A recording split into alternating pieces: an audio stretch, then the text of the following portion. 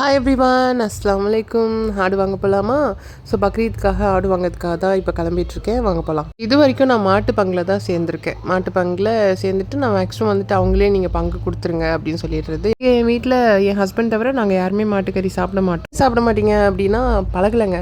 அந்த மாடு சாப்பிட்டு பழகலை. இப்போது புதுசாக சாப்பிட்ணும் அப்படிங்கும்போது ஒரு மாதிரி கஷ்டமாக இருக்குது. அதனால் நான் அப்படியே வெளியில் கொடுக்க சொல்லிடுறது. ஸோ நான் என் ஃப்ரெண்டுகிட்ட சொல்லியிருந்தேன் எனக்கு ஆடு வேணும் அப்படின்னு சொல்லிட்டு.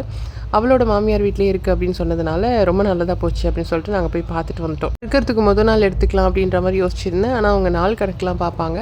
ஸோ அதனால் முன்னாடியே எடுத்துக்கோங்க அப்படின்ட்டாங்க. சரி போய் கூட்டிகிட்டு வந்துடலாம் அப்படின்னு சொல்லிட்டு நாங்கள் ஆட்டோ எடுத்துகிட்டு கிளம்பியாச்சு. ஆடு விஷயத்தில் என் ஃப்ரெண்ட்ஸ் சரணியா இல்லை அப்படின்னா கண்டிப்பாக நான் கஷ்டப்பட்டிருப்பேன். எங்கே பார்க்குறது எப்படி வாங்குறது அப்படின்னு சொல்லிட்டு ரொம்ப ஈஸியாக முடிஞ்சிருச்சு. ஈவினிங் டைம்ன்றதுனால அது மேய்ச்சலுக்கு போயிருந்துச்சு, வரல அப்படின்னாங்க. ஸோ அதனால் கொஞ்சம் நேரம் வெயிட் பண்ணோம்.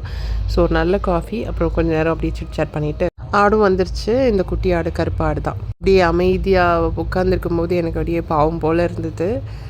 அல்ஹம்துலில்லாஹ். வாங்கி குர்பான் கொடுக்க போகிறேன் எனக்கு எப்படி இருக்குன்னா, அது சின்ன பிள்ளையிலேருந்து வளர்த்தவங்களுக்கு எப்படி இருக்கும் அப்படின்ற மாதிரி இருந்தது. இவங்க 2 பேர் தான் வளர்த்தவங்க. ஆட்டோவில் பின்னாடி இருந்த கொஞ்சம் ஸ்பேஸில் அது வந்து நிற்க வச்சாச்சு.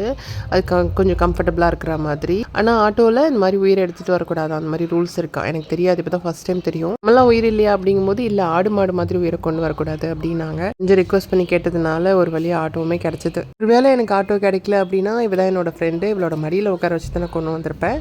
தப்பிச்சிட்டா. வீட்டுக்கு அழைச்சிட்டு வந்துட்டோம். ஸோ வீட்டுக்கு அழைச்சிட்டு வந்து கட்டி போட்டு இந்த மாந்தலெல்லாம் உடச்சி வச்சுருந்தாங்க. அத்தா முருங்கை அதெல்லாம் வச்சுட்டு அப்புறம் இவங்க 2 பேரும் கிளம்பிட்டாங்க. ஸோ கிளம்புறதுக்கு முன்னாடி இவங்க 2 பேரும் சொன்னது நைட்லாம் தூங்க விடாது, கத்திக்கிட்டே இருக்கும் அப்படின்னாங்க. நினச்சேன் ஒருவேளை புது இடம் கத்திக்கிட்டே இருக்குமோ அப்படின்னு. ஆனால் ரொம்ப சமத்துங்க இந்த ஆடு. கொஞ்சம் கூட சேட்டை பண்ணல. ஏதோ கத்துது அப்படின்னா ஒன்று யாரோ வராங்க அதனால கத்துது, இல்லைன்னா இந்த கஞ்சி தண்ணி கேட்குது அப்படின்ற மாதிரி தான் நான் புரிஞ்சுக்கிட்டேன். இது என் கூட இருந்த டைமில் இவ்வளோ சமத்தான ஒரு ஆடா அப்படின்னும் எனக்கு இருந்தது. பாவமாக இருந்தது. வெளியில் நிறைய கொசு வேறு அதை டிஸ்டர்ப் பண்ணிக்கிட்டே இருந்தது.